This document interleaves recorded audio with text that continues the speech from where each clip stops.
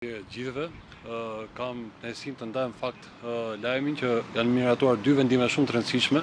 të cilat vinë si propozime të Ministrit Punëve të Brendshme dhe Kabineti Qeveritar gjykoi me rëndësi të miratohet së pari vendimi i cili përcakton masën, procedurat dhe rregullat për trajtimin ekonomik financiar për familjarët e punonjësve të policisë së shtetit të cilët kanë humbur jetën për shkak të detyrës, si dhe për shpërblimi dhe mbështetjen që duhet të marrin të gjithë ato punonjës policie të cilët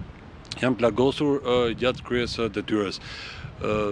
Është një lajm i mirë për vetë faktin se në mënyrë shtërruese ky vendim trajton të gjithë elementet e nevojshëm si nga ndihma e menjëhershme që jepet në rastet e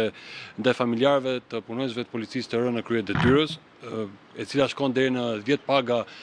mujore bruto të punonjësit të ndjerë, më pas me pensionin familjar suplementar që përfitohet nga familjarët e punonjësit të policisë dhe bursa të plota arsimore si për sistemin para universitar, ashtu edhe atë të lartë për fëmijët e punonjësve, si dhe gjithashtu punësimi me prioritet për familjarët e punonjësve të policisë të rënë në krye detyrës, por ajo çfarë është më e rëndësishme dhe që rregullohet në mënyrë shumë të detajuar përmes këtij vendimi është dhe banesat falas për familjarët duke përfshirë bashkëshortët dhe të miturit e punonjësve të rënë në krye detyrës, të cilët përfitojnë banesa të ndërtuara nga enti kombëtar i banesave apo ato që vijnë nga zbatimi i projekteve të monitoruar nga korporata investimeve shqiptare, si dhe banesa të cilat janë konfiskuar nga krimi organizuar dhe administrohen nga Agjencia e Administrimit të Pasurive të Sekuestruara dhe konfiskuar. Kështu që kjo është një zgjidhje shumë e mirë, duke shfrytzuar të gjithë kapacitetet e nevojshme dhe hapësirat ligjore, përfshi dhe kthimin për qëllime shumë sociale, siç kjo që ne po përmendim, të pasurive të marra një herë për gjithmonë nga krimi organizuar. Unë mendoj që ky është një lajm i mirë për gjithë ato familjarë të martirëve të policisë, sidomos të miturve fëmijëve të tyre. Dhe nga ana tjetër, një vendim tjetër shumë i rëndësishëm që u miratua sot është dhe marrëveshja e nënshkruar në fund të muajit qershor së bashku me homologun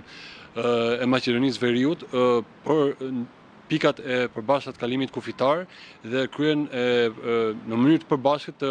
veprimtarive mes autoriteteve përkatëse të kontrollit kufitar, duke përcaktuar procedura më të lehtësuara si për udhëtarët, po ashtu dhe për automjetet, kamionët, të cilët shkëmbejnë mallra mes dy vendeve tona, dhe kjo është një kontribut jo vetëm në rritjen e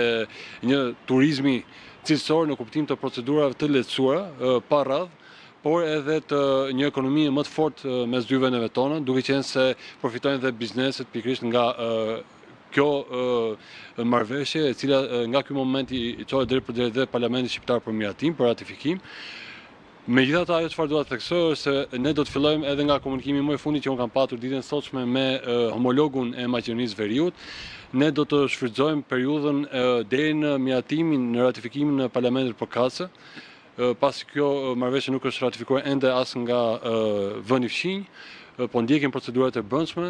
ne do të shfrytëzojmë periudhën e testimit pikërisht për të lehtësuar në praktik kalimet e lehtësuara të qytetarëve dhe të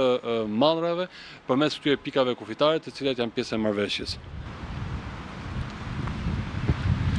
Zoti Ministër, ju folët për mbështetje të familjeve të rënëve në detyra, atyre që janë plagosur, por nga ana tjetër një problematikë që po ashtu shqetësuese mbetet për sa i përket pagesës së orëve shtesë të policisë. E kam bërë një herë këtë pyetje për një prej kolegëve tuaj në qeveri, por nuk pata një përgjigje konkrete. Kur do të marrë fund, le të themi, pagesa e plotë e orëve shtesë të punonjësve të policisë, pasi më rezulton që ka shumë probleme ende me pagesën e këtyre në orëve, pra që i kanë në detyrë, por shtesë. Nuk janë marrë ende pagesat. Kur do të marrë fund ky problematik për të gjithë punonjësit e policisë? Faleminderit. Ka dëgjuar vazhdimisht të çështje, por për hiç vërtetës nuk ka, edhe nëse administrojmë regjistrat e llogarive financiare në nivel deri në nivel komisariati, pa nuk ka shqetësime të tilla që ngrihen, përkundazi ka patur në raste caktuara për shkak të vështirësive në punë dhe trajtim suplementar, pra shpërblime për punonjës policie të angazhuar në menaxhim të situatave të caktuara, dhe nuk ka asnjë lloj pretendimi, kjo edhe faktuar i dokumentuar për vonesa të orëve shtesë. Sigurisht në mënyrë kumulative ato mblidhen dhe administrohen dhe i ofrohen çdo punonjës i cili sipas gjithë procesit verbal të përkatës është dokumentuar që ka marrë pjesë në turne shtesë, në angazhime për qëllime të ndryshme, kështu që nuk më rezulton në momentin që flasim të ketë diçka të tillë të qëndrueshme. Zoti Ministër, Fiorella Beleqia 2 CNN. Ditën e nesme është paralajmëruar një protestë përpara parlamentit dhe duke referuar praktikave apo edhe çfarë ka ndodhur në protestat e tjera, ka patur akuza jo vetëm nga protestuesit apo nga opozita, por edhe nga organizata ndërkombëtare këtu në vend apo organizata të tjera, të cilat sipas tyre policia, sjellja e policisë ka qenë jo proporcionale për sa i përket reagimit të qytetarëve. A ka një reflektim nga ana e policisë për sa i përket reagimit ndaj protestës së qytetarëve pasi ditën e nesme është thirrur një protestë e madhe ku të gjithë do të jenë përpara se ju të hynë në seancë plenare. Faleminderit. Atëherë, nëse do të thonim dhunë nga forcat e sigurisë dhe jo proporcionale, jemi në vend ku pak metra më tutje në këtë shtet proporcionaliteti shkonte deri në fatalitet, ku njerëz pa fashëm janë vrarë për shkak se protestonin dhe ende sot nuk është bërë drejtësime për ata njerëz dhe familjarët e tyre. Kështu që ne duhet të jemi shumë të arsyeshëm në atë çfarë pretendojmë. Faktet janë të administruar edhe nga ju si media, ku jo vetëm punonësit e policisë janë dëmtuar për shkak se kanë qenë duke bërë detyrën për garantimin e sigurisë. Kjo shumë e nevojshme edhe për vetë protestuesit në ushtrimin e drejtës tyre paqësore, por sigurisht duhet ndajmë mes atyre që ushtrojnë një drejtë kushtetuese për të reaguar në mënyrë paqësore dhe dikujt tjetër të pakt, të cilët janë dokumentuar, janë procesuar dhe ndjekur penalisht nga policia e shtetit dhe prokuroria. Kemi patur edhe masa të konfirmuara edhe nga gjykata, bazuar në gjithë evidencat, përfshi dhe ato materiale audio, video të ofruar edhe nga mediat, ku për fat keq ka patur jo vetëm punonjës policie të goditur, por ka patur edhe punonjës të medias, gazetar, kolegë tuaj, operator, të cilët janë intimiduar, janë sulmuar, konfrontuar nga protestues të dhunshëm.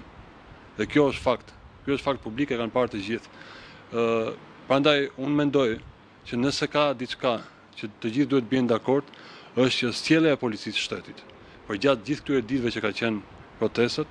me gjithë provokimet, me gjithë gurët e hedhur, me gjithë akuzat, me gjithë baltën, e bërë në çdo qosht, në çdo media, në çdo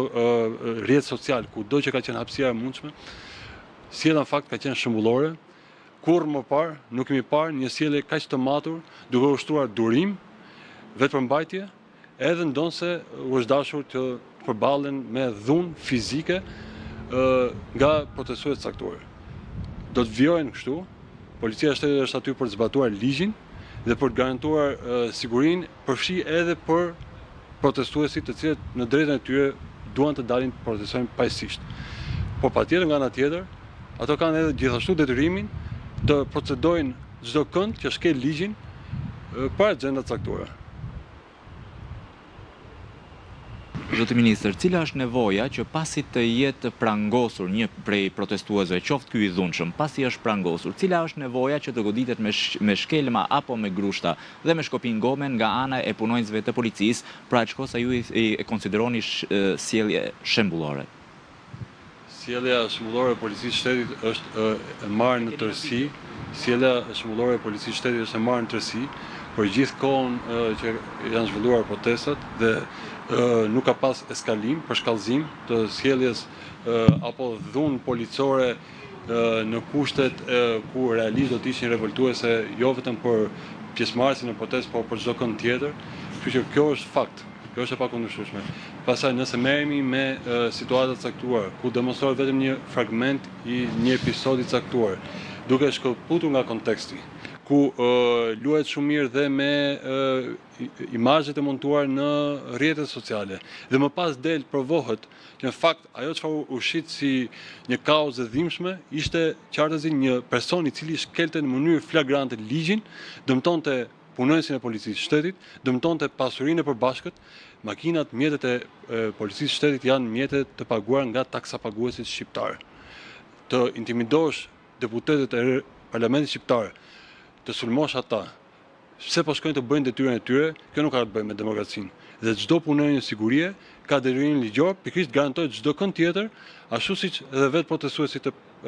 ta ushtrojnë drejtën e tyre kushtetuese në mënyrë paqësore, po nga ana tjetër çdo kënd tjetër, çdo zyrtar përfshi dhe deputetët që të kryejnë detyrën e tyre ka shi besimin që është dhënë dhe përgjegjësitë që është dhënë nga vetë qytetarët. Okej, shumë faleminderit.